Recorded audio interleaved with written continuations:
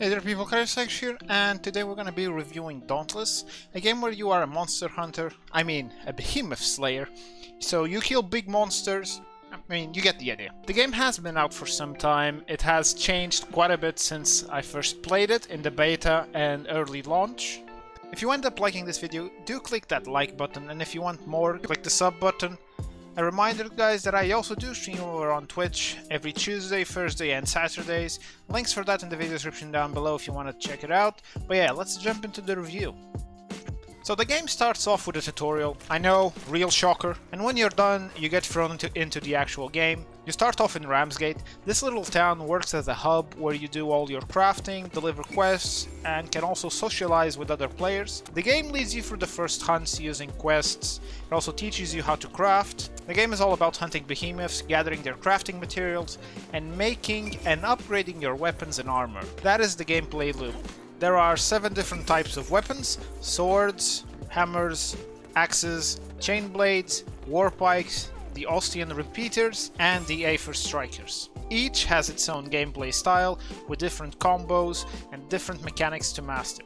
Weapons also have different types of damage, so axes, chain blades and swords do slashing damage, a damage type that focuses on breaking parts of the behemoth. The hammers and Aether strikers, for example, are blunt weapons, and these focus on knocking down the behemoth and stunning them for a few seconds, so the party can go ham on it. Weapons also have special ability slots where you can change the weapon's special, and a mod slot that gives a passive buff. Both of these are unlocked by leveling up your weapons or buying them at Lady Luck.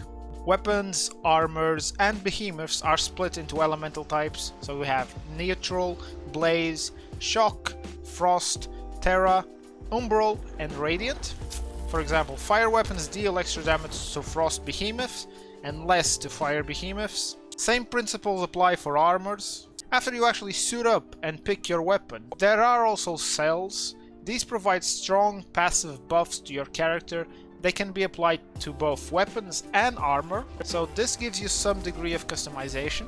Cells are really important, but the game fails on explaining them and telling you how they work during the initial tutorials. But so, how does hunting in this game work? So you land on an island and then proceed to find and fight the behemoth, and sometimes the camera. These behemoths vary a lot, there are quite a few, and they all have their unique mechanics and attacks.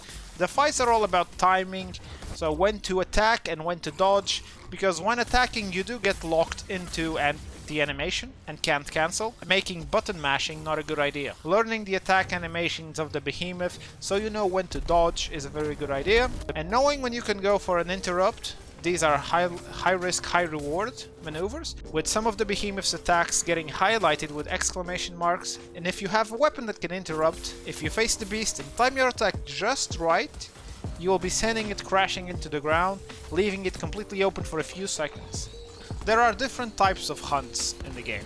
So you have patrols, where you face a random behemoth, pursuits, where you get to target a specific one, escalations make you go up against multiple beasties to reach the top and fight the boss of that escalation. Trials are the way they found for players to compete with each other by seeing who can kill the beast the fastest. The fastest times go up into the leaderboards, which are in-game and players can see. They also do have specific rewards you can buy with trial currency.